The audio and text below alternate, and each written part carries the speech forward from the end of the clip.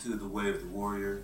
We're here to review UFC 122 and talk about the results of the, what was the co-main events. The Jorge Rivera Alessio Sakara match was taken off the card. Alessio Sakara had to pull off from the match due to illness. Sources didn't really specify what the illness was, but I mean, if you can't go, then you can't go. So that's the bottom line with that. So I guess in place of that, we'll talk about the Dennis Siver and Andre Winter match. And so Dennis Siver won by what was it in the first? Yeah, it was in the first round by about 3.5 minutes. Yeah, something like that. Got him in a chokehold. Yeah, by a rear naked choke. It was a pretty interesting fight to start with. Both guys had a lot of speed, and I think Andre Winter wasn't really prepared for Dennis Siver's speed. Like, I think he had an idea he was fast, but he underestimated. Yeah, severely. He shocked the hell out of me too. So yeah. But yeah, that was a very good fight. You know what I'm saying? They had a lot of good exchanges, but once it got to the ground, Siver took advantage. Well, actually, what started it all was Winter walked into a punch. Yeah, pretty much. Yeah, he was leaving that hand, loose just to catch him. Yeah, and he caught him, and he caught Winter by surprise. He surprised the hell out of me. I think they're both good fighters. I think just Winter just got caught. Right. Yeah. That's gonna happen. Yeah. So he got caught, and Siver took advantage and got him in a rear naked choke, and that was the end of that. Yeah, he couldn't lose in his hometown.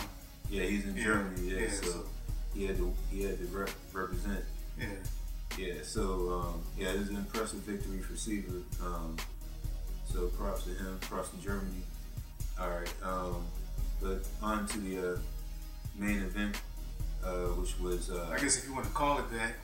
Well, yeah, that's funny, but Nate Marquardt versus Yushin Okami. Of course, the implications of this match is the winner is the number one contender for the Anderson Silva Vitor Belfort fight. Yeah, Anderson Silva. Yeah, well, anyway, the fight went all 3 rounds, and needless to say, it was an exciting fight.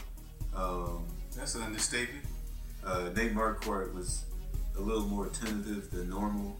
Yushin Okami had more octagon control and aggression in his fight. He was pushing Marquardt and just stalking him. You know what I'm saying? Keeping the fight moving.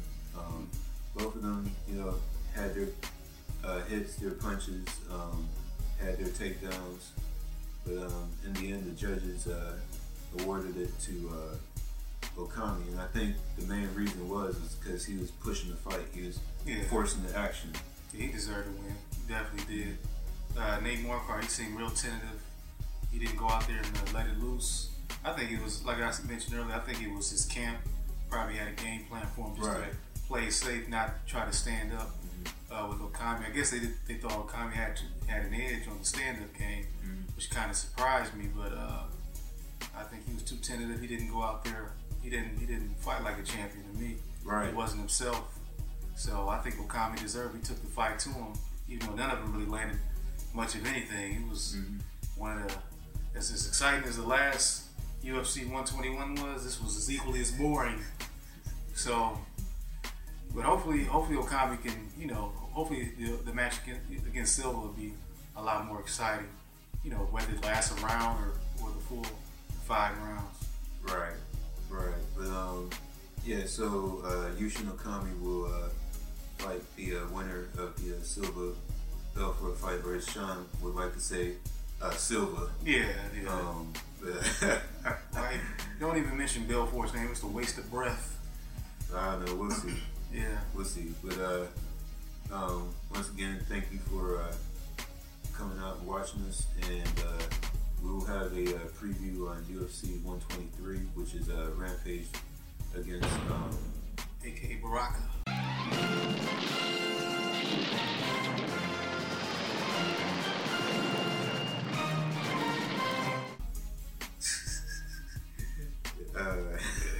You made me forget.